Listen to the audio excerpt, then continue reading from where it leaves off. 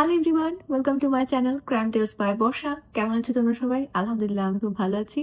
আশা করছি তোমরা খুব ভালো আছো। ইন দ্য মিন টাইম বাসা চেঞ্জ করেছি, বাসা খুঁজেছি। ফার্স্টে একটা বাসায় যাওয়ার কথা ছিল, ফিক্স ছিল, বাট একদম লাস্ট ডেটে এসে ক্যান্সেল হয়ে যায় ওইটা উইদাউট এনি রিজন। আমাদের কোনো কারণ বলে নাই, সো আমাদের মাথার উপরে খুব প্রেশার চলে আসছিল। তারপরে বাসা খুঁজে বের করে শিফট করা, সবকিছু গোছানো, এখানে এসে গোছানো, সবকিছু মিলিয়ে খুব মেসি অবস্থায় ছিলাম। কালকে আমি ফাইনালি এই বাসাটা গুছায় কমপ্লিট করছি। তো বুঝতেই পারছো, যদিও স্ক্রিপ্ট অনেক আগে রেডি ছিল, আমি ভিডিও রেকর্ড করে ওঠা বা এডিট করা এগুলো আমার পক্ষে করা অসম্ভব ছিল, যে জন্য আবার একটু লেট করে ফেলেছি। But I guess it's okay, যেহেতু আই হ্যাড নো চয়েস। এতদিন ধরে ধৈর্য ধরে সাথে থাকার জন্য ধন্যবাদ। যারা আমার ডেলি ভ্লগ দেখতে চাও বা যারা আমার স্টোরি শোনা বাদেও আরো কিছুতে ইন্টারেস্টেড, তারা আমার নতুন চ্যানেলটাকে সাবস্ক্রাইব করতে পারো। নতুন চ্যানেল লিংক আমি ডিসক্রিপশন বক্সে দিয়ে দিব। এছাড়াও যারা আমাকে ইনস্টাগ্রাম, ফেসবুকে ফলো করতে চাও, লিংক তোমার ডিসক্রিপশন বক্সে পেয়ে যাবে। Don't forget to follow. তো চলো শুরু করছি আজকের গল্প। আজকে আমরা যাকে নিয়ে কথা বলবো তার নাম হচ্ছে ওয়েলবুর্গা অস্টারিচ। নামটা খুবই কঠিন, বাট আমাদের জন্য একটা সহজ সলিউশন আছে, সেটা হচ্ছে যে ওয়েলবুর্গাকে সবাই ডলি নামে ডাকতো, সো আমরাও আজকে ডলি নামেই ডাকবো। ডলির জন্ম হয় হচ্ছে 1880 সালে। বুঝতেই পারছো, পুরাতন ঘটনা। 1880 সালের জার্মান এম্পায়ারে ডলির জন্ম হয়। বাট ডলির জন্মের পরপরই নাকি কয়েক বছর পরে, ঠিক জানা যায় না কোন সময়টাতে, ডলি যখন একদমই ছোট ছিল সে সময়ই ডলির ফ্যামিলি ওখান থেকে শিফট করে চলে আসে হচ্ছে ইউএসএ তে। ইউএসএ তে আসার পরে ডলি উইনকনসিন নামক একটা জায়গাতে বড় হইতে থাকে। ডলি প্লাস ডলির ফ্যামিলি যে জায়গাটাতে থাকতেছিল, ওই জায়গাটা এরকম যে ওই সময় শুধু ডলির ফ্যামিলি চলে আসছে বিষয়টা এরকম না, ওর আগে পরে দিয়ে প্লাস ওই সময় আরো জার্মান ফ্যামিলি এরকম চলে আসছে ইউএসএ তে। এসে ডলিরা যে জায়গাটাতে থাকতেছিল ওই এলাকাটাতে সবাই আর কি থাকা শুরু করে। মানে যদিও ইউএসএ তে আসছে, বাট ওরা এরকম একটা পরিবেশে ছিল যে চারপাশে সবাই ওই জার্মান মানুষজন, মানে ফুল একটা জার্মান কমিউনিটির মধ্যে ওরা বড় হওয়া শুরু করে। ডলির বাবা বা মা কি করতো সেটা খুব একটা জানা যায়নি। যতটুকু জানা গেছে সেটা হচ্ছে যে ডলির ফ্যামিলি একটু নিডি ফ্যামিলি ছিল।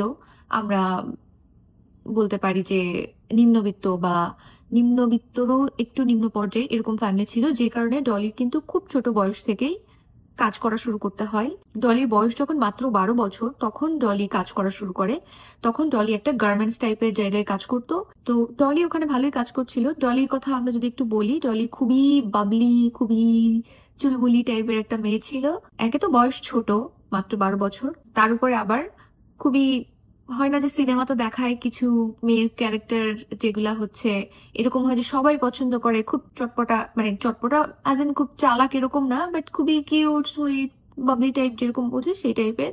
তো যে কারণে ডলিকে সবাই খুব পছন্দ করতো। ডলির অনেক ফ্রেন্ড হয়ে যায়, ডলির সকল বয়সী ফ্রেন্ড আছে, এরকম একটা অবস্থা হয়ে যায়। তো ওখানে কাজ করতে করতে ডলি একটা ছেলের সাথে সেম ভাবে ফ্রেন্ডশিপ হয়। যে ছেলেটা তখন ছিল হচ্ছে 17 বছর বয়স, মানে ডলির বয়স 12, ছেলেটার বয়স ছিল 17। ছেলেটার নাম হচ্ছে ফ্রেড অস্টারিচ।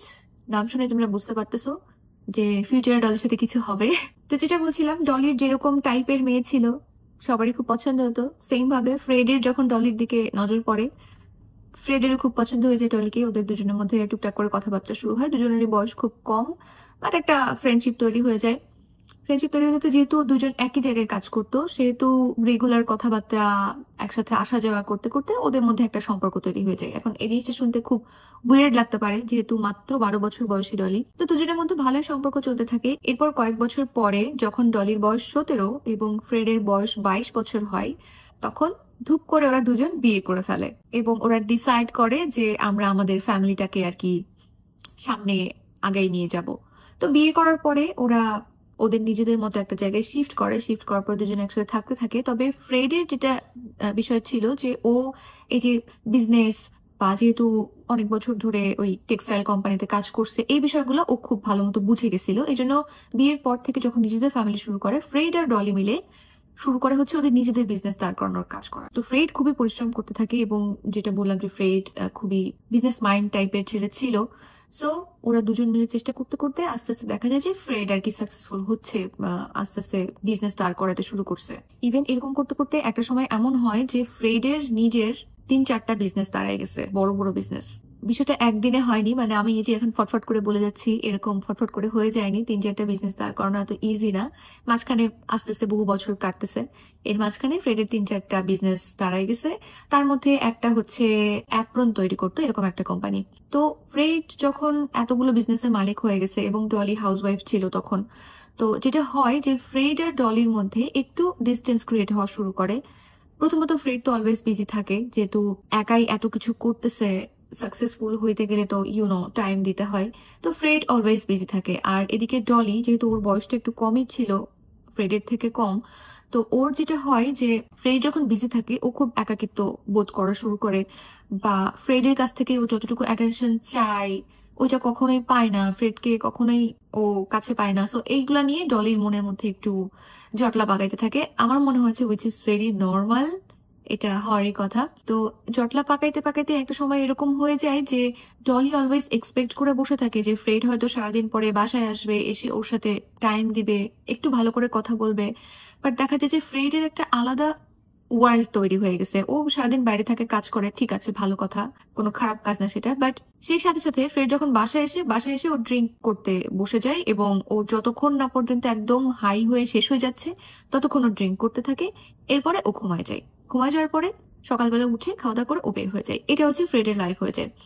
এছাড়াও ফ্রেড বাইরে যতক্ষণ থাকে শুধু যে বিজনেসের কাজই করে তাই না, এর বাইরে ও বাইরে যদি একটু সময় বের করতে পারে তাহলে ও ড্রিঙ্ক করা শুরু করে। এই যে অ্যালকোহল নেওয়া বিষয়টা ফ্রেডের জন্য এমন হয়ে যায় যে চরম নেশা হয়ে গেছে। এখন ওর ওয়ার্ল্ড হয়ে গেছে শুধু কাজ করা, অ্যালকোহল নেওয়া, ঘুমানো, খাওয়া, দ্যাটস ইট। এটা ডলি কোনোভাবে সহ্য করতে পারে না, এটা খুবই নর্মাল। ডলি ওয়েট করতে থাকে ওর জন্য। ডলি ঝগড়া করে ফ্রেডের সাথে, বলে যে তুমি আমাকে সময় দাও না, বাট তাতে ফ্রেডের কিছুই আসে যায় না। একে তো একজন অ্যাডিক্টেড মানুষ, তারপরে তার আবার এত কাজ, তো ডলির কথার কোনো পাত্তা থাকে না ওর কাছে। আরো একটা জিনিস যেটা ডলির মধ্যে আস্তে আস্তে গ্রো করতে থাকে এবং একটা ভালো পর্যায়ে চলে যায় গ্রো করতে করতে, সেটা হচ্ছে যে ওদের মধ্যে ইন্টিমেট রিলেশনশিপ। ডলি যেহেতু ইয়াং এজেই ছিল, প্লাস ফ্রেডের কাছ থেকে অ্যাটেনশন পাচ্ছে না, সময় পাচ্ছে না, দুজনের যেই দাম্পত্য জীবন সেটাও কিন্তু নর্মাল ছিল না। দেখা গেছে যে দিনের পর দিন ওদের দুজনের মধ্যে কোনো সেরকম হাজব্যান্ড ওয়াইফ টাইপের সম্পর্ক নাই। আমি কি মিন করছি। তো এটা যদি ডলি কখনো চাইতো, ফ্রেড কোনো রেসপন্স করতো না। আবার মানে ফ্রেডের কোনো ইন্টারেস্টে ছিল না ডলির প্রতি, এরকম একটা অবস্থায় চলে গেছে। আবার যদি এরকম হতো যে সামটাইমস হয়তো কোনো জায়গা থেকে কোনো ইন্টারেস্ট ফ্রেডের আসতেছে এবং ওরা ইন্টিমেট হচ্ছে, এরকম সময় দেখা যেত যে ফ্রেডের, I am sorry to say, but ফ্রেডের interest, I should not mention like that, ফ্রেডের ইন্টারেস্ট খুব জোর হয়তো 1 মিনিট 2 মিনিট পর্যন্তই থাকতো। এরপরে ফ্রেড জাস্ট ঘুমায় পড়তো নিজের মতো। তো এইটা, একে তো ডলি ফ্রেডের কাছ থেকে কোনো অ্যাটেনশন পায় না, সময় পায় না, তারপর আবার ইন্টিমেসি নাই। এই জিনিসটা প্রচন্ড স্ট্রেস বাড়াতে থাকে ডলির, যেটা দাঁড়ায় যে একটা পর্যায়ে অফিসিয়ালি এরকম হয়ে যায় যে যেহেতু ফ্রেড অনেক অ্যালকোহল নেয়, সো ও আসলে he is actually not good in bed or something like that. তো সব দিক দিয়েই ডলি আসলে খালি পড়ে থাকে। মানে ও না ফ্রেডের কাছ থেকে কোনো অ্যাটেনশন পায়, না কোনো সময় দেয় ফ্রেড ওকে, না ফ্রেড ওকে ভালোবাসার কথা বলে, না ফ্রেড ওর সাথে ইন্টিমেট হইতে চায়, কিছুই না। তো ডলি ভেতর ভেতরে খুবই ফ্রাস্ট্রেটেড থাকে। এরকম করতে করতে চলে আসে 1913 সাল, যখন ডলির বয়স হয়ে যায় 33 বছর এবং ফ্রেডের বয়স হয়ে যায় 38 বছর। তো এরকমই একদিন সকালবেলা ফ্রেড জাস্ট ঘুম থেকে উঠে খাওয়া দাওয়া করে বের হয়ে যায়। বের হয়ে যাওয়ার পর ডলি কি করবে, ডলি সারাদিন বাসায় থাকে। তো ও চিন্তা করে যে ও টুকটাক কিছু সেলাই করবে। তো সেটার জন্য ও যখন ওর সেলাই মেশিন চালাতে যায়, ও দেখে যে ওর সেলাই মেশিনটা কাজ করতেছে না। তো তখন ডলি ফ্রেডের অফিসে ফোন দেয়। ফোন দিয়ে বলে যে এরকম আমার সেলাই মেশিনটা কাজ করতেছে না। যেহেতু ফ্রেডের একটা, ওই যে বললাম, অ্যাপ্রন কোম্পানি ছিল, টেক্সটাইলের বিজনেস ছিল, তো ওইখানে তো সেলাই মেশিন থাকে এবং এইসব মেশিনের মেকানিকও থাকে। তো ডলি বলে যে তুমি কাউকে পাঠাও যে আর কি ঠিক করে দিতে পারবে। তো ফ্রেড জাস্ট বলে ওকে ঠিক আছে, রেখে দেয় এরকম বলে। বলার পরে ডলি ওয়েট করতে থাকে কখন মেশিন ছাড়ার জন্য কেউ আসবে। এরপর কিছুক্ষণ পরে ডলির দরজায় নক নক হয়। ফ্রেড আসলে একটা ছেলেকে পাঠায় যে কিনা ফ্রেডের কোম্পানিতেই আর কি সেলাই মেশিন টুকটাক সারতে পারে, অপারেটর টাইপের ছিল। ছেলেটার বয়স খুবই কম ছিল, মানে তখন ডলির বয়স 33, ছেলেটার বয়স তখন ছিল 17, বাচ্চা একটা ছেলে। তো ছেলেটা এসে ডলির দরজায় নক করতে থাকে। এরপর ডলি দরজা খুলে দেখে যে ছেলেটা আসছে এবং সেই ছেলেটাকে ডলি আগে থেকে চিনে। বাই দ্য ওয়ে ছেলের নাম ছিল হচ্ছে অটো। অটো যেহেতু ডলি হাজবেন্ডের কোম্পানিতেই কাজ করে, ডলি আগে থেকেই জাস্ট চেনে, ফেস চেনে, এরকম টাইপের চেনে। তো যখন ডলি দরজা খোলে, ছেলেটা দেখে যে ডলি একটা জাস্ট বাথরব পরে আছে। তো এটা দেখার পরে, যেহেতু ছেলেটার বয়স কম, প্লাস ডলি অনেকদিন ধরে আনস্যাটিসফাইড অবস্থায় আছে। আমি জানি না এরপরে কিভাবে কি হয়েছে, আই ডোন্ট নো, আমি তখন ছিলাম না, কেউ ছিল না। বাট এরপরে ওই দিন ছেলেটা মানে অটো এবং ডলি দুজনে ওই বাসায় ইন্টিমেট হয়ে যায়। ইন্টিমেট হওয়ার পর থেকে যেটা দাঁড়ায় যে ওই দিন থেকে অটো এবং ডলির মধ্যে এই যে একটা সিক্রেট রিলেশনশিপ, যেটাকে আমরা পরকীয়া বলতে পারি, এরকম একটা শুরু হয়ে যায়। এখানে অনেক রকম থিওরি আছে যে আসলে ডলির সেলাই মেশিন নষ্ট হয়েছিল না, ডলি হয়তো এনিহাও রোমান্টিক ফিল করছিল, এজন্য কাউকে পাঠানোর জন্য ফ্রেডকে বলছিল। আবার অনেকের মতে যে না, সেলাই মেশিন আসলে ঠিক হয়েছিল, বাট যখন অটো আসে তখন হয়তো ডলির সামহাও ইরাদা চেঞ্জ হয়ে গেছে, বা অটোর ডলিকে এভাবে দেখে হয়তো বুঝইতো। এরপর থেকে শুরু হয় হচ্ছে ডলি এবং অটোর এই যে রিলেশনশিপ। দেখা যায় যে ফ্রেড তো অলওয়েজ বিজি থাকে, তো বাইরেই থাকে সব সময়, সারাদিন ডলি বাসায় একা থাকে। প্রতিদিন দেখা যায় যে যখনই ডলির মনে হয় যে হ্যাঁ চান্স আছে, চান্স অ্যাজ ইন ফ্রেডের বাসায় যদি একটা ছেলে প্রতিদিন যাওয়া আসা করে, ফ্রেডের নেইবার্সরাও তো ওকে কমপ্লেন করতে পারে যে তোমার বউ বাসায় একা থাকে, এরকম একটা ছেলে প্রতিদিন বাসায় আসে কেন, বা সামথিং লাইক দ্যাট। তো ডলির যখনই মনে হতো যে হ্যাঁ চান্স আছে, তখনই ও অটোকে ডাকতো, অটো বাসায় চলে আসতো, ওরা সারাদিন বাসায় একসাথে থাকতো, রোম্যান্স করতো, একসাথে রান্না করতো, খাওয়া দাওয়া করতো। অটো আবার ডলির হাউস হোল্ড যে ওয়ার্ক, যাই কাজ থাকে না কেন সেগুলোতে হেল্প করতো। করার পরে ফ্রেড বাসায় আসার আগ দিয়ে অটো বের হয়ে চলে যেত। এরকম কিছুদিন চলতে চলতে ডলি বুঝতে পারে যে এটা আসলে মানে রিস্কি হয়ে যাচ্ছে, যেহেতু নিজেদের মানে ফ্রেডেরই বাসা, জেনে তো যাবে একদিন না একদিন। তো ওরা কি করে, এরপরে বিভিন্ন হোটেলে যেয়ে যেয়ে ওরা আর কি মিট করতে থাকে। হোটেলে খরচ তো আছে বুঝোই তো, তো ডলি তো হাউস ওয়াইফ ছিল, টাকা তো ফ্রেডের কাছ থেকে নিতে হয়। এখন রোজ রোজ কি বলে ফ্রেডের কাছ থেকে টাকা নিবে, বা এই যে হোটেলে যাবে, ফ্রেডের তো অনেক বিজনেস, অনেক এমপ্লয় কাজ করে ওর আন্ডারে, কেউ না কেউ তো থাকবে যে ডলিকে চেনে, যে অটোকে চেনে, যে বলে দিতে পারে। প্লাস রোজ রোজ ডলি এত টাকা কোথায় খরচ করতেছে, এই বিষয়গুলো তো ফ্রেডের সন্দেহ হতে পারে। তো ওদের হোটেলে এই যে প্রতিদিন দেখা করা, এই বিষয়টাও একটা সময় যে ডলির রিস্কি মনে হতে থাকে, এবং ও চিন্তা করতে থাকে যে কি করা যায়। এর মধ্যে আবার যখন এই যে অটো মাঝে মাঝে বাসায় আসতো, তো কিছু নেইবার্স দেখে দেখে এবং ডলিকে জিজ্ঞেস করে যে ছেলেটা কে তোমাদের বাসায় আসে। তো যেহেতু অটোর বয়স অনেক কম ছিল, ডলি এভাবে বলে সবাইকে যে ও হচ্ছে আমার স্টেপ ব্রাদার, কিন্তু ও একদমই ভ্যাগাবন্ড টাইপের, ও কিছু কাজ বাজ করে না, পড়াশোনা করে না, কিছু করে না, ও জাস্ট রাস্তা রাস্তা ঘুরে বেড়ায়, মানে হোমলেস টাইপের ঘুরে বেড়ায়। এই জন্য ও আমার কাছে আসে একটু খাওয়া দাওয়া করতে, টাকা পয়সা নিতে আসে। তারপরে ও বিষয়টা সবার কাছে একটু উইয়ার্ডই লাগে যে এরকম যখন আসে সারাদিন বাসে থাকে, এবং ফ্রেড যখন বাসে থাকে না তখনই আসে। তো এই সব সিচুয়েশন মিলে ওদের যে রিলেশনশিপটা লুকাই লুকাই দেখা করা, রোম্যান্স করা খুব টাফ হয়ে যাচ্ছিল আর কি। ফ্রেড যদি জানতে পারে তাহলে তো খবর আছে, তার উপরে আবার অটোকে তো ও ছাড়তে পারবে না, কারণ অটো একমাত্র মানুষ যে ডলিকে সময় দেয়, ডলিকে হ্যাপি রাখে। তো ডলি একদিন অটোকে এরকম একটা প্রপোজাল দেয় যে তুমি ফ্রেডের ওখান থেকে তোমার জবটা ছেড়ে দিয়ে চলে আসতে পারবা কিনা, তাহলে আমি তোমার থাকার ব্যবস্থা করে দিব এবং তুমি আমার সাথেই থাকতে পারবা। অটোর জন্য ইট ওয়াজ আ গ্রেট অপরচুনিটি, কারণ ওর জব ছেড়ে দিতে হচ্ছে, জব করতে হচ্ছে না, টাকা পয়সার চিন্তা করতে হচ্ছে না। ডলি ওকে বলতেছে যে তুমি আমার সাথে থাকতে পারবা, ফ্রিতে থাকবা, খাবা দাবা, আবার রোম্যান্সও করবা। So it was a great opportunity. তো অটো রাজি হয়ে যায় সাথে সাথে। এবার ডলি কি ডিসাইড করে, আগেকার দিনের, আমি জানি না এখনো হইতে পারে, থাকতে পারে, আই ডোন্ট নো, বাট বাসাগুলোতে যেটা হইতো যে সিলিং এর উপরে আরেকটা ছোট্ট রুম টাইপের থাকতো, রুম ঠিক না, একটা স্টোরেজ টাইপের, যেটাকে অ্যাটিক বলে। ধরো এই যে টিনের বাড়ি যেরকম হতো না, যে এরকম যখন টিন থাকে তখন এই যে এই জায়গাটাতে যদি সিলিং দেওয়া হয়, উপরে যে স্পেসটা ফাঁকা থাকে, সেরকম একটা স্পেস। আমি একটু ছবি দিয়ে দেওয়ার চেষ্টা করবো কোন একটা সাইড দিয়ে। তো ওই অ্যাটিকটা ডলি ঠিক করে অটোর থাকার জন্য, এবং ও অটোকে বলে যে তুমি আজকে থেকে আমার বাসায় অ্যাটিকে থাকবা, রাতের বেলা তুমি ওখানে থাকবা, সকাল হলে তো ফ্রেড চলে যাবে, তুমি নিচে নেমে আসবা, তারপর আমরা বিন্দাস যা ইচ্ছা করবো, তারপর তুমি আবার রাতে চলে যাবে, এরকম। তো অটো রাজি হয়ে যায় সাথে সাথে। অটো ওর জব ছেড়ে দিয়ে ওর যা জিনিসপত্র আছে সব গুছায় নিয়ে চলে আসে, এবং চলে আসার পরে ডলি ওই অ্যাটিকের মধ্যে, জায়গাটা বেশ বড় ছিল, মানে ইজিলি থাকা যায় এরকম একটা স্পেস ছিল, রুম টাইপের। তো ওইখানটাতে ডলি অটোর জন্য একটা টেবিল, একটা বুক শেলফ, বিছানা, এরকম যা যা লাগে সব সুন্দর করে সাজাই গুছাই অ্যারেঞ্জ করে দেয়, দিয়ে অটোকে পাঠায় দেয় হচ্ছে ওই রুমের মধ্যে। এরপর থেকে যখনই ফ্রেড বাসা থেকে বাইরে বের হয়, অটো সুন্দর মতো এটিক থেকে নিচে নেমে আসে, নিচে নেমে এসে সারাদিন ডলির সাথে একসাথে থাকে, একসাথে রান্না করে, খায়, তারপরে ডলির বাসার যেসব কাজ আছে সেগুলো দুজন মিলে করে, অটোই ম্যাক্সিমাম করে সবকিছু, তারপরে দুজন রোম্যান্স করে একসাথে। তারপরে যখন এরকম হয় যে ফ্রেডের আসার সময় হয়ে যাচ্ছে, অটো আবার ওই জায়গা মতো অ্যাটিকে চলে যায়। তো অটোর যেটা ইচ্ছা ছিল, মানে হবি আমরা বলতে পারি, যে ওর লেখালেখি করার একটু শখ ছিল, মানে হচ্ছে ছোট ছোট গল্প, নোভেলস এগুলো লিখতে পছন্দ করতো, প্লাস এই টাইপের লেখাও লিখতো যেগুলো কিনা খুব অ্যাডভেঞ্চারাস, খুব রোমাঞ্চকর, খুব দুর্ধর্ষ টাইপের কোনো স্টোরি এসব লিখতে পছন্দ করতো। সো অটো যেই লাইফটাতে ছিল অ্যাট দ্যাট মোমেন্ট, ওর লাইফে এত বড় একটা অ্যাডভেঞ্চার হচ্ছে, সো অটোর লেখালেখি খুব ভালো যাচ্ছিল ওই সময়, এবং অটো আরামে অ্যাটিকে থাকে, রাতে লেখালেখি করে, দিনের বেলা সারাদিন ডলির সাথে থাকে, এভাবে চলতে থাকে। আর যেহেতু ডলিও কারোর কাছ থেকে অ্যাটেনশন পাচ্ছে, ভালোবাসা পাচ্ছে, ডলির লাইফও বিন্দাস চলতে থাকে, ও আর ফ্রেডকে ঘাটায় না। ফ্রেড জাস্ট নিজের মতো বাইরে যায়, ড্রিঙ্ক করে, কাজ করে, ড্রিঙ্কের বোতল হাতে করে বাসায় আসে, যতক্ষণ জেগে থাকে ড্রিঙ্ক করে, খায়, ঘুমায় পড়ে, এর বেশি আর কিছুই হয় না। অটো যেই অ্যাটিকটাতে থাকতো সেটা আবার ছিল ঠিক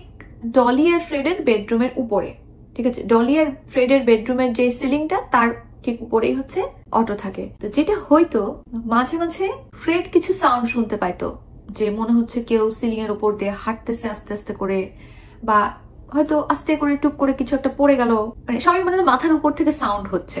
এখন এরকম হইলে কি হবে? কেউ তো ভাবে না যে আমার মাথার উপরে আমার বাসায় আরেকটা কেউ থাকতেছে, এটা তো ইমাজিন করে না কেউ। তো প্রথম প্রথম কিছুদিন ফ্রেড এরকম খেয়াল করতে থাকে, বাট ও ভাবে যে ওর ভুল, ও ইগনোর করতে থাকে। তারপরে এরকম যখন কন্টিনিউ, এখন একটা মানুষ যদি থাকে তাহলে তো কোনো না কোনো সাউন্ড তো হবে। সে যখন মানে সাপোজ বিছানায় শুয়ে থেকে পাশ ফিরতে গেলেও তো নিচে একটু সাউন্ড হবে, যেহেতু সিলিং গুলো এরকম কংক্রিটের সিলিং ছিল না, কাঠের সিলিং ছিল, সো সাউন্ড হইতো।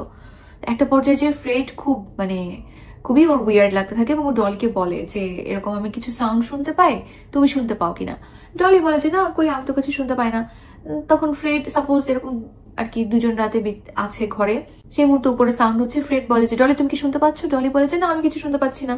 তখন ফ্রেড তো পাগল হয়ে যায় যে কাহিনী হইতেছে কি, এত জোরে সাউন্ড হচ্ছে, আমি শুনতে পাচ্ছি, আমার বউ শুনতে পায় না। তখন ডলি ফ্রেডকে বলতে থাকে যে দেখো, তুমি অলওয়েজ এত পরিমাণ ড্রিঙ্ক করো, তুমি কোন দুনিয়ায় থাকো তুমি নিজেও জানো না, এই জন্য তুমি এসব উল্টাপাল্টা সাউন্ড শুনতে পাচ্ছ, তোমার হ্যালুসিনেশন হচ্ছে, অথবা তোমার ড্রিঙ্ক করতে করতে তোমার মাথা শেষ হয়ে গেছে, এখন তুমি উল্টাপাল্টা সাউন্ড শুনতে পাচ্ছ, হয়তো কদিন পর উল্টাপাল্টা কিছু দেখতেও পাবা, এরকম বলতে থাকে। তো ফ্রেড না একটা পর্যায়ে বিলিভ করে নেয় যে হয়তো সত্যি তাই হবে। ও তো ইমাজিনও করতে পারে না যে কেউ থাকতে পারে উপরে।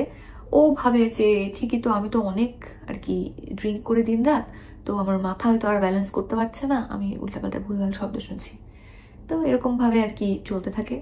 কিন্তু এই যে রেগুলার শব্দ শোনা, এই জিনিসটাতে ফ্রেড একসময় এত বেশি ফ্রাস্ট্রেটেড হয়ে যায় যে ওর মনে হতে থাকে যে কেউ ওর বেডরুমের উপরে সাউন্ড করতেছে, বিষয়টা এরকম না, কেউ ওর মাথার মধ্যে সাউন্ড করতেছে। ও মনে করতে থাকে যে ওর কোনো একটা মেন্টাল প্রবলেম হয়েছে, অথবা ওকে ভূতে ধরছে বা কিছু একটা হয়েছে, যে কারণে এরকম হচ্ছে। না হলে শুধু ও একা কেন শুনতে পায়, আর কেউ কেন শুনতে পায় না? ফ্রেড আর কি খুব ক্রেজি হয়ে যেতে থাকে এই বিষয়টা নিয়ে। তো ফ্রেড তখন ডাক্তারের কাছেও যায়, ডাক্তারও দেখায়, কাউন্সিলিং করতে যায়, বাট কোনো কিছুতেই কোনো কাজ হয় না। আসলে ফ্রেডের মাথা থেকে এটা কিভাবে বের হবে? আসলেও আস্ত একটা মানুষ শব্দ করতেছে, ডাক্তার তো এটা সলভ করতে পারবে না। তো ফ্রেডের আসলে কোনো উপকার হয় না। বাট আমি যেটা বুঝতে পারি না, যে এই যে এত লম্বা সময় ধরে একটা সাউন্ড শুনতেছে, উপর থেকে সাউন্ড আসতেছে, ভূতের ভয় হোক বা যাই হোক না কেন, একদিন তো যে দেখা উচিত ছিল যে উপরে কি চলতেছে। সাপোজ ধরো যদি হন্টেড কিছু হয়, মানুষটা এক সময় ধৈর্য বাদ ভেঙে যে হলেও দেখে যে দেখি কোন ভূত এরকম করতেছে। বাট ফ্রেড কেন এটা করে না কোনোদিন আমি চাই না। ও জাস্ট যদি কোনোদিন একটু উঠে যাইতো এবং যে দেখতো যে কিসের সাউন্ড হচ্ছে, তাহলে ওর কাছে সব ক্লিয়ার হয়ে যেত। 5 বছর হয়ে যায়, ইয়েস 5 বছর ধরে এভাবে চলতেছে।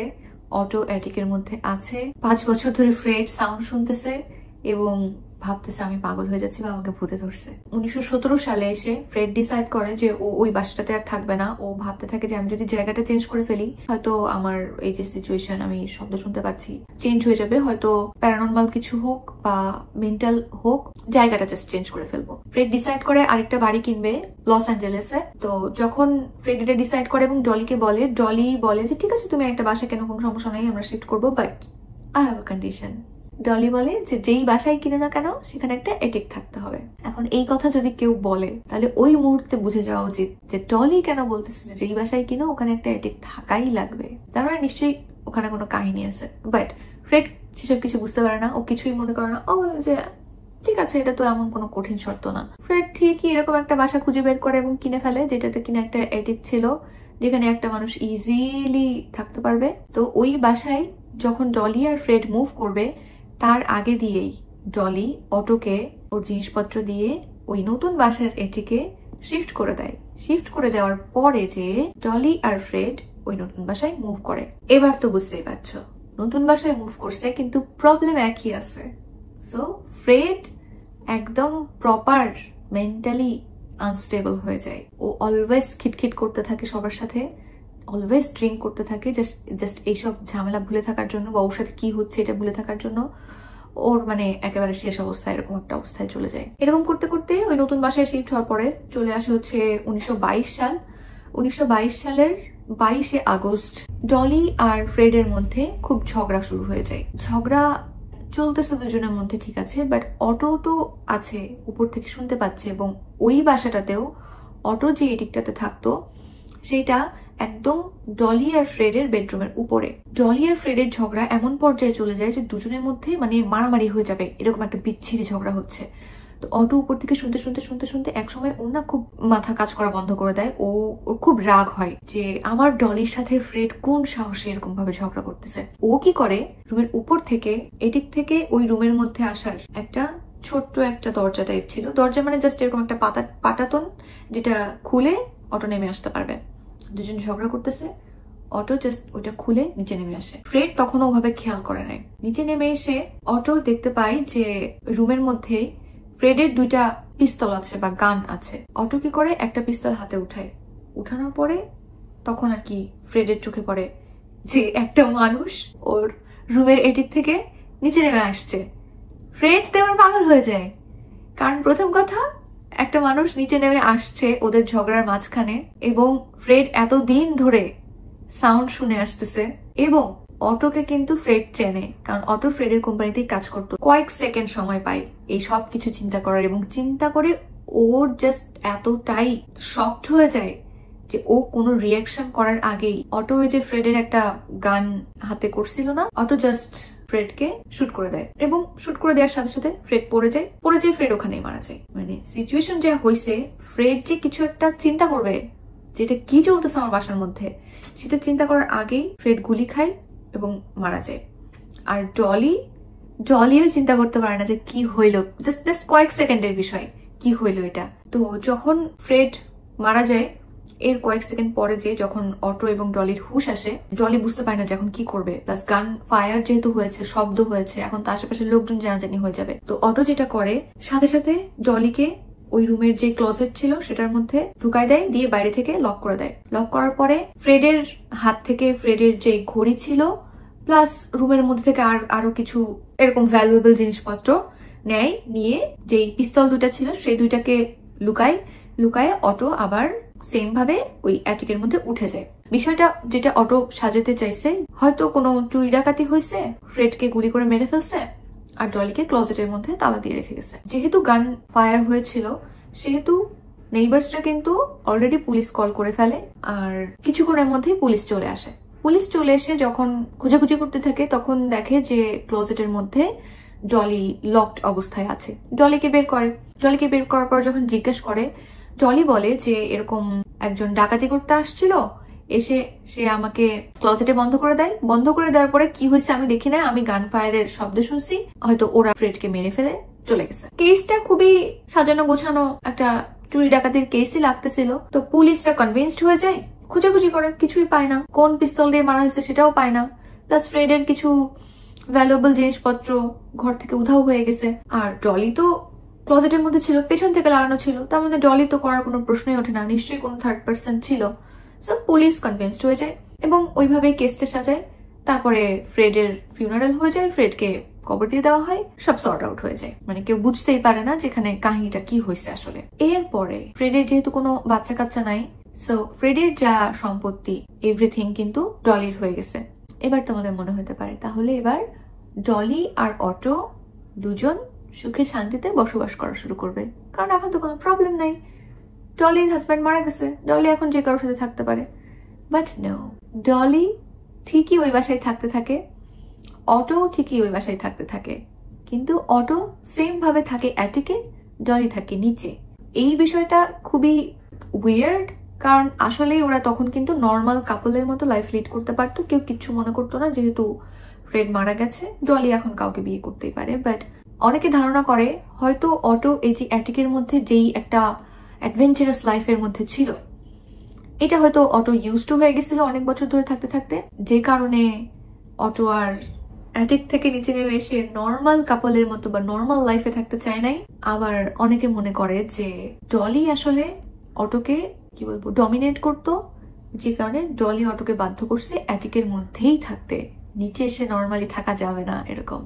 তো যাই হোক, এইভাবে ওরা সম্পর্ক কন্টিনিউ করতে থাকে। সাধারণ মানুষের চোখে ডলি একা থাকে, ওর কোনো পার্টনার নাই, বাট ওর অ্যাটিকে ওর একটা পার্টনার রয়েছে। এরপর কিছুদিন ওখানে এভাবে যাওয়ার পরে ডলির মনে হয় যে না, একটা নিউ লাইফ, নিউ স্টার্টিং শুরু করা দরকার। সো ও চিন্তা করে, যেহেতু এখন ফ্রেডের সব টাকা পয়সা ওরই হয়ে গেছে, ওর তো টাকা পয়সার অভাব নেই, সো ও চিন্তা করে যে এই বাসাটাই আর থাকবো না, প্লাস এই বাসাটাই তো ফ্রেডকে মেরে ফেলা হয়েছে, সো এভিডেন্সও খুঁজে পাওয়া সম্ভব। সো ও চিন্তা করে যে একটা নতুন বাসা কিনবো, এবং অবশ্যই সেই নতুন বাসাতেও অ্যাটিক থাকতে হবে, কারণ অটোকে ওখানে রাখতে হবে। তো যেই চিন্তা সেই কাজ, এলেতেই আরেকটা জায়গায় ডলি একটা বাসা কিনে, সেখানে একটা অ্যাটিক থাকে, সেম ভাবে অটোকে আবার সেই অ্যাটিকের মধ্যে শিফট করে দেয় এবং ডলি বাড়িতে থাকতে থাকে। সেম লাইফস্টাইল সেম ভাবে চলতে থাকে। চলতে চলতে ডলি লাইফে আসে আরেকটা লোক, যার নাম ছিল হারম্যান। হারম্যান ছিল একজন খুবই সাকসেসফুল লয়ার। যেহেতু অটো অ্যাটিকেই থাকতো এবং ডলি বাইরে ঘোরাফেরা করতো, যা ইচ্ছা করতো, সো অনেক মানুষের সাথে কিন্তু ডলির পরিচয়, কথাবার্তা, উঠা বসা হইতো। সেম ভাবে হারম্যানের সাথে পরিচয় হয়েছে। পরিচয় হওয়ার পরে হারম্যানের সাথে ডলির একটা সম্পর্ক শুরু হয়ে যায়। ডলি ডাবল টাইমিং করা শুরু করে। হারম্যান তখন ডলির বাসায় যাতায়াত শুরু করে। এখন এবারের রুটিন যেটা হয় ওদের, সেটা হচ্ছে যখন হারম্যান ডলির বাসায় আসে তখন অটো অ্যাটিকে থাকে, যখন হারম্যান ডলির বাসায় থাকে না তখন অটো ডলির সাথে থাকে। এভাবে চলতে থাকে। বিষয়টা খুব উইয়ার্ড যে ডলি অটো থাকা অবস্থাতেও আরেকটা লোকের সাথে রিলেশনশিপ মেনটেন করতেছে, সেটাতে অটোর কিছু আসে যায় না। ও জাস্ট ওর অ্যাটিকের মধ্যে, ও আমার মনে হচ্ছে যে ও এত চিল্ড অবস্থায় আছে যে ভাই যাই হয়ে যাক, আমি এখান থেকে বেরোবো না।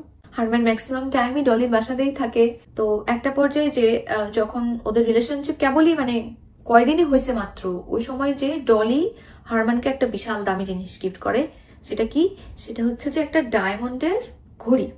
হারম্যান তো প্রথমে অবাক হয়ে যায় যে মাত্র এই কয়দিনের সম্পর্ক, এই কয়দিন পরিচয়, ডলি ওকে এত দামি একটা জিনিস গিফট করতেছে। হারম্যান জাস্ট সারপ্রাইজ এরকম হয়ে গেছে।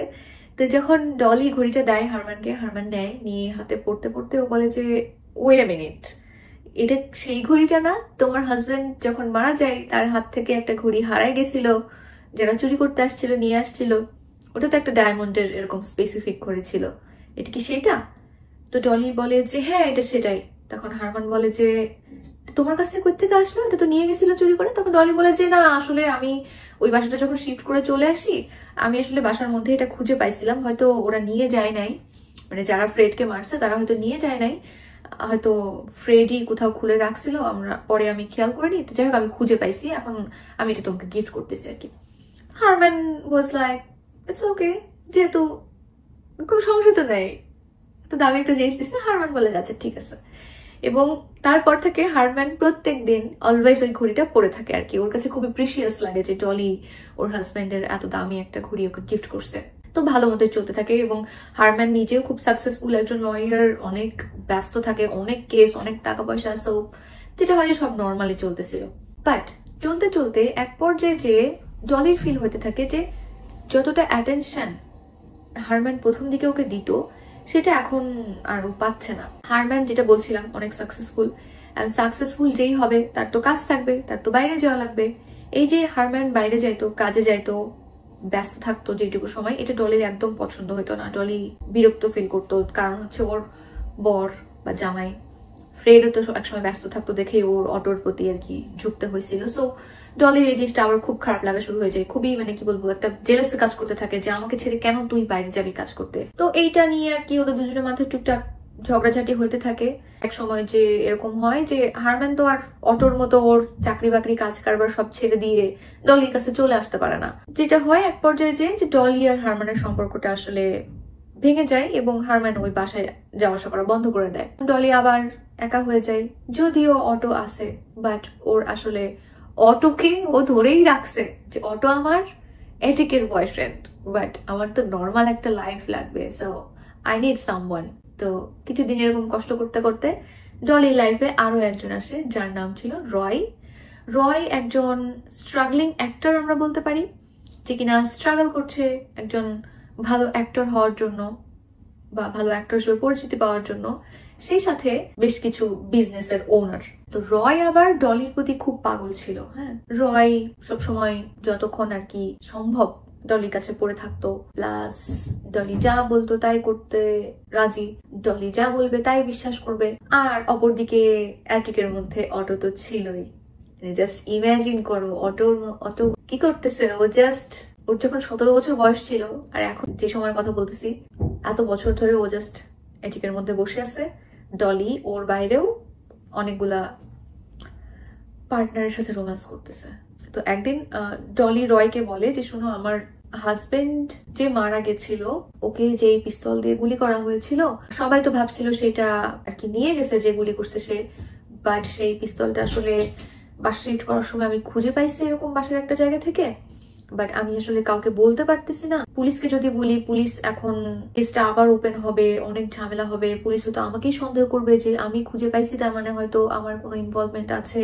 আমি চাচ্ছি যে এই পিস্তলটা কোথাও ফেলে দিতে বা মাটি চাপা দিতে, তো তুমি আমাকে হেল্প করতে পারো কিনা? আমি যদি যাই তাহলে যদি কেউ দেখে তাহলে তো সন্দেহ করবে, তুমি যদি আমার হয়ে কাজটা করে দিতে পারো।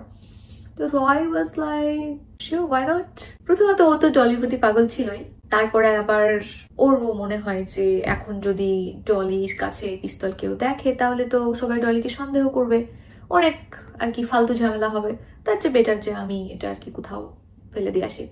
তো সেই মতো রয় একদিন ওটা নিয়ে যায়, নিয়ে যেয়ে ও একটা জায়গায় মাটি চাপা দিয়ে আসে। এবার ডলির কাছে কিন্তু ছিল 2টা পিস্তল, কারণ যখন অটো পিস্তল নিয়ে ফ্রেডকে গুলি করে তখন কিন্তু বলছিলাম যে ফ্রেডের 2টা পিস্তল ছিল, 2টাই ছিল হচ্ছে .25 ক্যালিবার।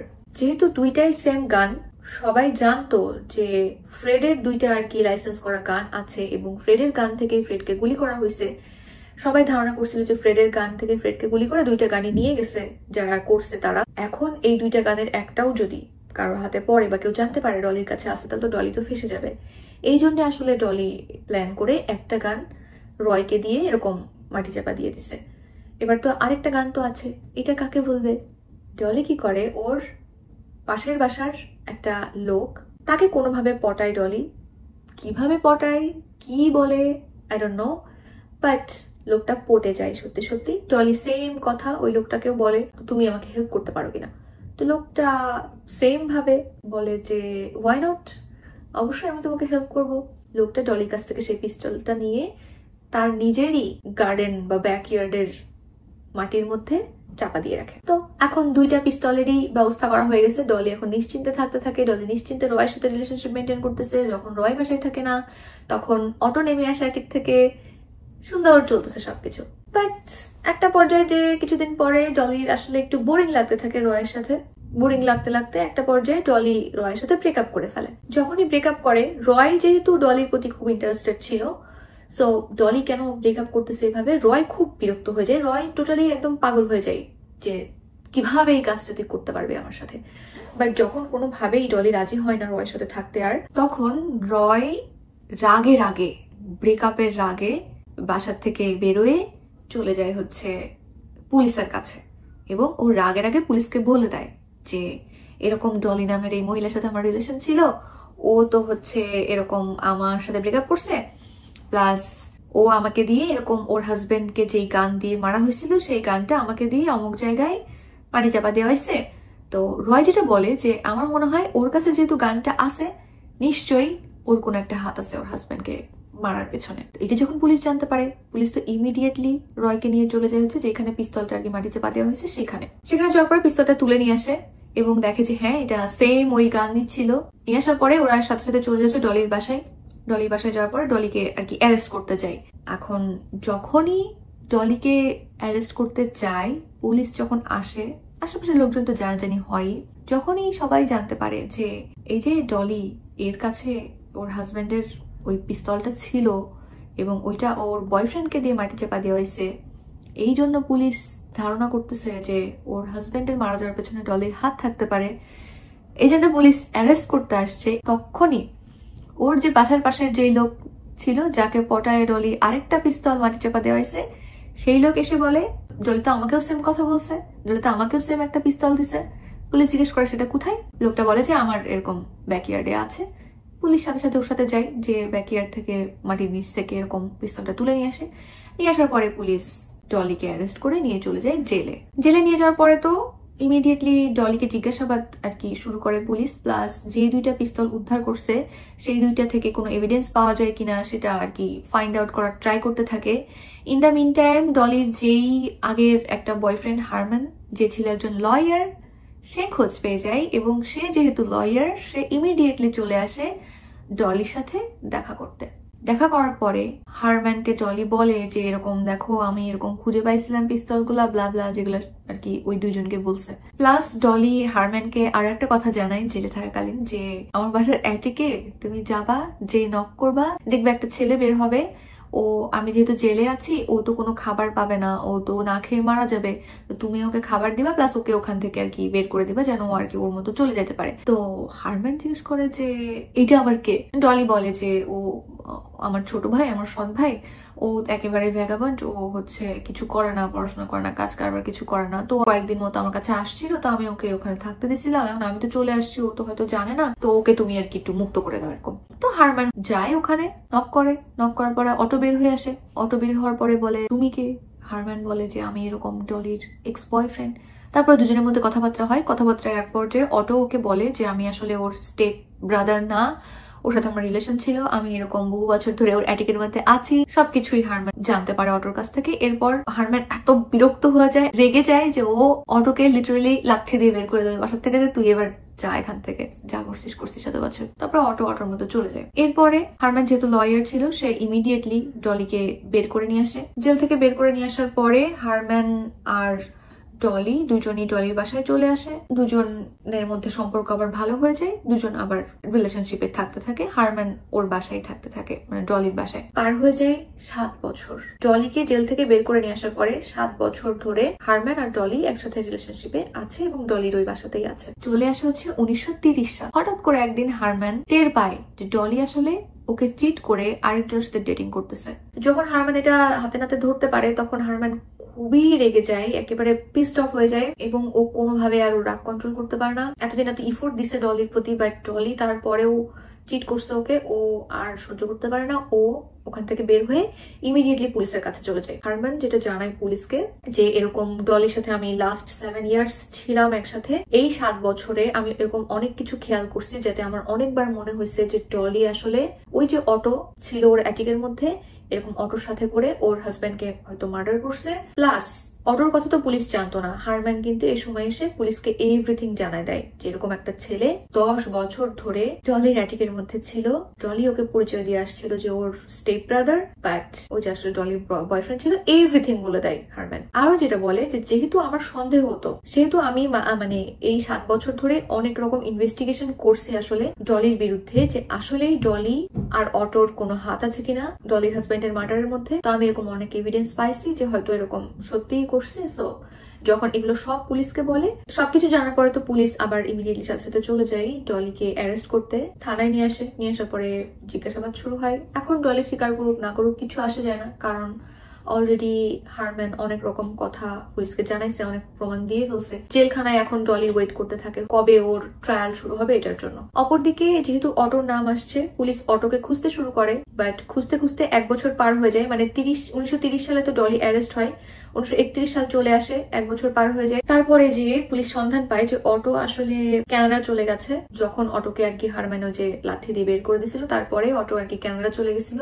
কানাডা যাওয়ার পরে অটো বিয়ে করছিল, সেখানেই থাকতেছিল। বাট রিসেন্টলি অটো আবার এলেতে মুভ করছে ওর ফ্যামিলি নিয়ে, যে এখন যেহেতু বেশ কয়েক বছর মাঝখানে পার হয়ে গেছে, এখন ও আর কি এলেতেই থাকবে। মানে অটো ভয় পাইছিল যে এনিহাও ধরা খায় কিনা, বাট যেহেতু এক মাঝখানে আবার কয়েক বছর চলে গেছে, কিছু হয় নাই, সো অটো আবার মুভ করছে ইউএসএ তে।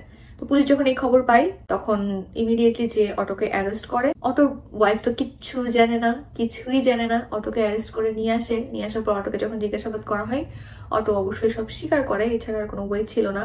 তখন যে অটো ডিটেইলে সব বলে যে কিভাবে কি শুরু হয়েছে, বা যে এতক্ষণ যে স্টোরি তোমাদেরকে বলতেছি সেসবই অটোরই মুখের স্টোরি। অটো জানায় যে আমি টোটাল 10 বছর আর কি অ্যাটিকের মধ্যে ছিলাম। এরপরে তো দুজনেরই ট্রায়াল শুরু হওয়ার কথা, বাট এই যে অটোকে অ্যারেস্ট করে, এটা যেটা বললাম যে ডলিকে অ্যারেস্ট করার পরে অটোকে অ্যারেস্ট করতে করতে কিন্তু 1 বছর পার হয়ে গেছে। সো অটোর যেই ক্রাইম, এইটার জন্য অটোকে সাজা দেওয়ার যে সময় ছিল, সেই সময়টা আসলে পার হয়ে গেছিল।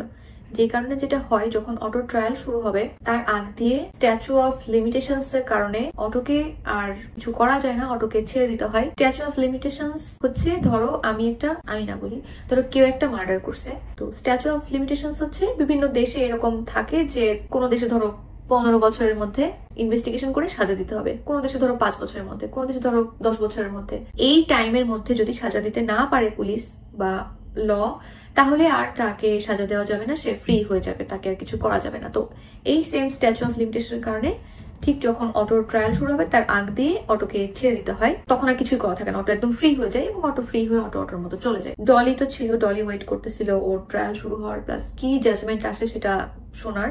এরকম করতে করতে চলে আসে 1936 সাল। ডলি অ্যারেস্ট হয়েছে, 6 বছর হয়ে গেছে ডলির ট্রায়াল শুরু হওয়ার কথা। বাট তখনকার সময়ে আমি ঠিক জানি না যে ওই জায়গাটাতে স্ট্যাচু অফ লিমিটেশনস কত বছরের জন্য ছিল, but same statue of limitations এর কারণে কিন্তু তখন ডলিও সাজা আর পায় না, ওই টাইমটা পার হয়ে যায় এবং ডলিও ফ্রি হয়ে যায়, যে কারণে তখন ডলিকে আর কি ছেড়ে দিতে হয়। এটা খুব উইয়ার্ড যে জাস্ট টাইমটা পার হয়ে গেছে বলে এত বড় বড় ক্রাইম করার পরেও ডলি এবং অটো দুজনেই ছাড়া পেয়ে যায়। নিয়মই এরকম ছিল, সিস্টেমই এরকম ছিল, সো কিছু করার থাকে না। তো ছাড়া পাওয়ার পরে ডলি ওর যেই এলেতে যে বাসা ছিল সেখানেই মুভ করে এবং মুভ করার পরে বাকি জীবন সেখানেই কাটায়।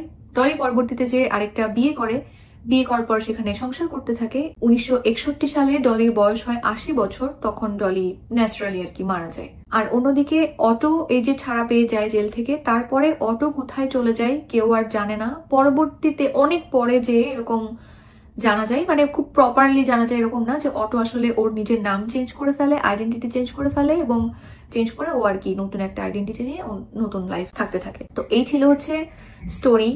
এখানে এই যে ডলি যে ছাড়া পেয়ে যায়, অটোকে কিন্তু ধরা হয়েছিল, ধরার পরে কিছুদিনের মধ্যে অটো ছাড়া পেয়ে যায়, বাট ডলি কিন্তু 6 বছর ওয়েট করছে। 6 বছরে ওর ট্রায়াল শুরু হয় নাই, যে কারণে পরবর্তীতে স্ট্যাচু অফ লিমিটেশনের কারণে ছাড়া পেয়ে গেছে ডলি। বাট অনেকগুলো কনস্পিরেসি থিওরি আছে, তার মধ্যে একটা হচ্ছে অনেকে মনে করে যে এই যে ডলি জেলের মধ্যে বসে ওয়েট করতেছিল যে ওকে কি সাজা দেওয়া হবে, কবে ট্রায়াল শুরু হবে, এটা আসলে ইন্টেনশনালি করা হয়েছে ল অ্যান্ড অর্ডারে যারা লোকজন থাকে তাদের পক্ষ থেকে।